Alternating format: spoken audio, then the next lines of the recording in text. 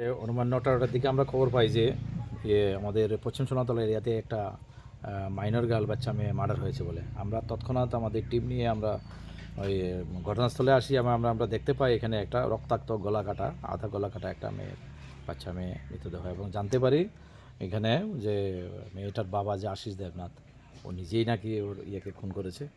আবার আমরা সঙ্গে সঙ্গে আমাদের সিনিয়র অথরিটিকে জানাই, এবং পাশাপাশি আমরা ঘটনাস্থলে মোবাইল ফরেন্সিক টিমকে আমরা অনুরোধ করি আসার জন্য। মোবাইল ফরেন্সিক রাত্রেবেলাই এসেছে, এবং আমরা সাথে সাথে চারিদিকে আমরা ২-৩ টিম তৈরি করে দিয়ে আমরা কালকে রাত্রের ভিতরে প্রায় ১টা নাগাদ আমরা গভীর জঙ্গল থেকে আমাদের বিশেষ করে তার বাড়ি পেরিয়ে পিছনে জঙ্গল থেকে আমরা একে উদ্ধার করি। বিশেষ করে যে এই ঘটনায় যে মেইন যুক্ত তাকে আমরা ধরতে পেরেছি, আশিস দেবনাথ তার নাম। তো অ্যাকর্ডিংলি আমরা তাকে গ্রেপ্তার করে থানায় নিয়ে যাই। একটা মার্ডার কেস তৈরি হয় তার এগেনস্টে। আজকে আবার আমাদের ফিঙ্গারপ্রিন্ট টিমও এসেছে এখানে, ওনারা ওনাদের এভিডেন্স কালেকশন করছে।